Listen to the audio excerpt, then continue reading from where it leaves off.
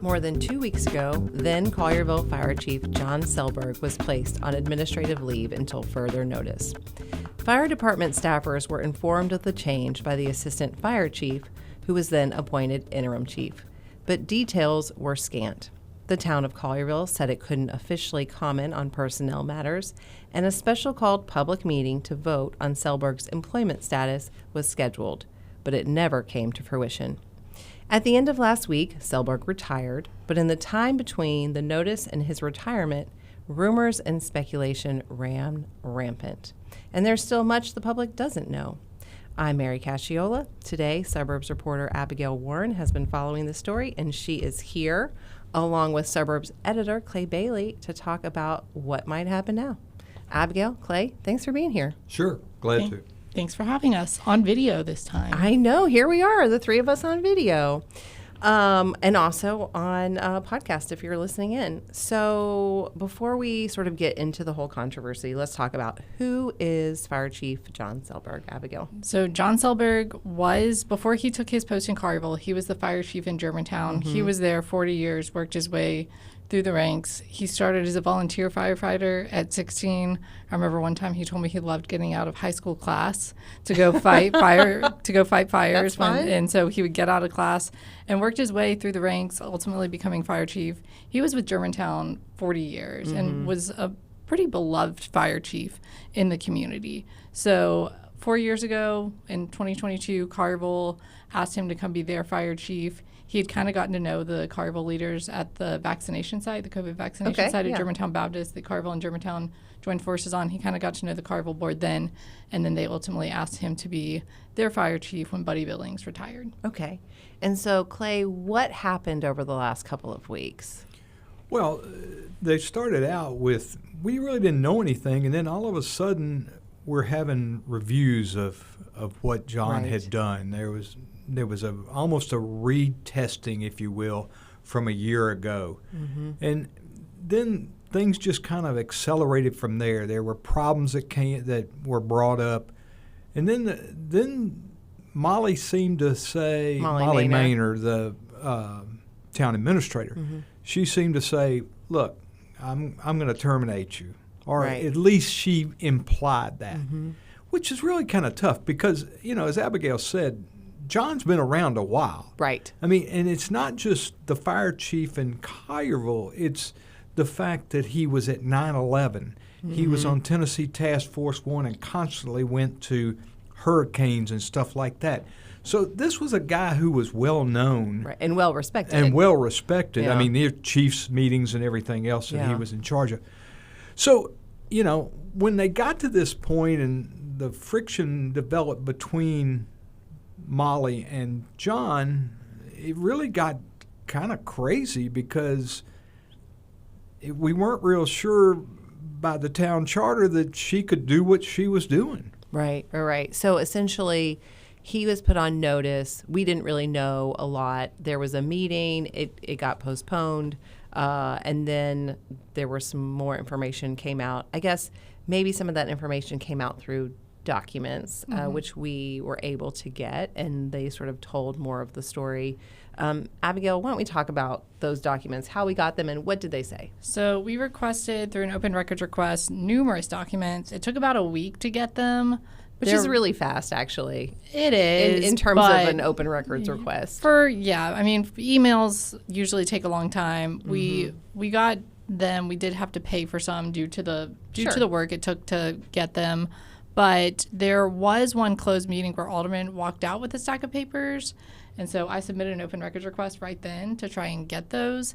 And they waited until Tuesday afternoon. They had them in a closed session.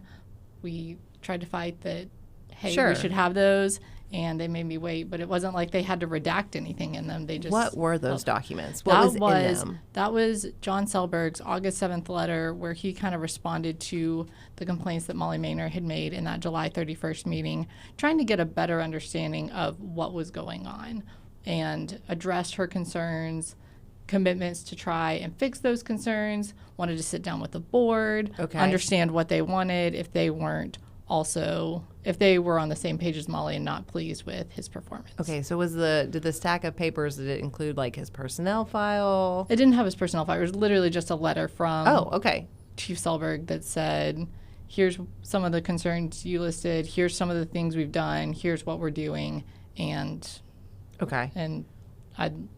said, I'd love to sit down with you. I want to make it right. I want to serve you. And okay, I think maybe it's important at this point to say that the fire chief in Collierville, maybe if they're working with the town administrator, but ultimately they are hired and fired by the mayor and board of aldermen, the BMA.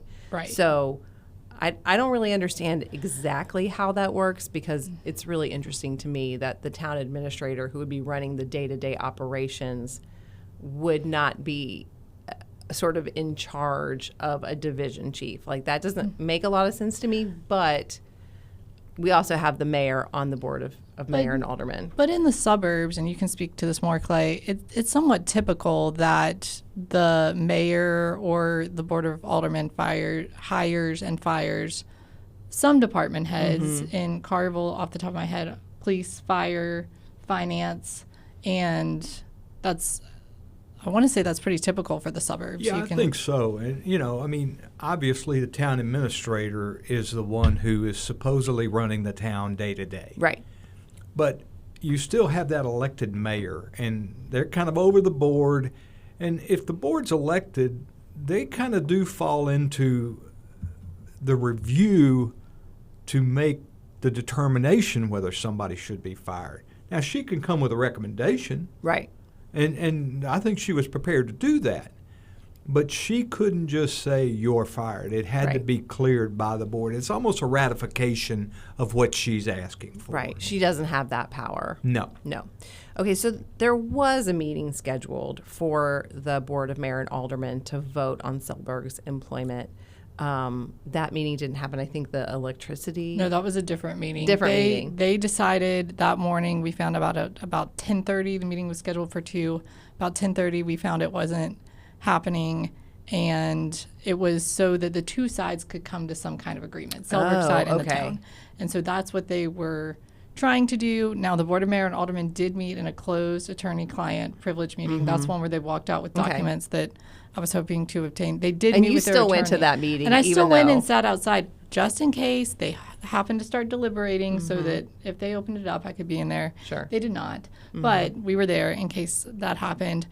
Even though that meeting didn't happen, Molly Maynard did send us the statement that she would have read at that meeting. We didn't ask for it. It just popped in my inbox one day. And what did she say in that statement? In that statement, she said it wasn't a personal matter between her and John Selberg, and talked about she said it was performance-based, and that was the gist of it. We posted the whole statement on our story on the website. Right. So she said it wasn't about the insubordination. It was more about just job performance overall. She said it wasn't a personal matter, because people on social media were saying it was a personal matter just in the community were saying it was a personal matter between John and Molly. And she said that was not the case. Yeah, there was definitely a lot on social media about all of this. I felt like there was, I don't know, people were saying a lot of things, which perfect segue. So this was a very public personnel matter. And so I guess I am wondering from y'all, what do you think the ramifications of this whole thing might be? Are we done with this? Is this chapter over? Or are there other things that could still happen related to this? Well, I think that, the episode, and part of the reason for this, if this had been even the finance director or the public works director, it probably would not have gotten the attention. But you have somebody in Selberg that is well known in the whole eastern part of the county. And in addition to that, people will get upset about public safety. Right. And so that made the Selberg thing, between his notoriety and this, all one thing, all important. Molly has not been there that while. She doesn't have that kind of credibility in the suburbs like this.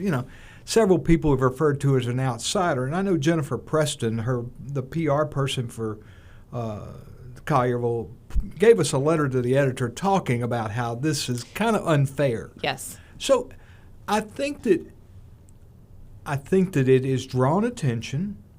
I think that Molly is probably under more scrutiny than she has been. I mean, for the most part, we don't have a lot of drama like this in the suburbs. And so between the fire chief and everything else, and then you've got a bit of a split within the town of, hey, these people have been here a while. This is a new town administrator.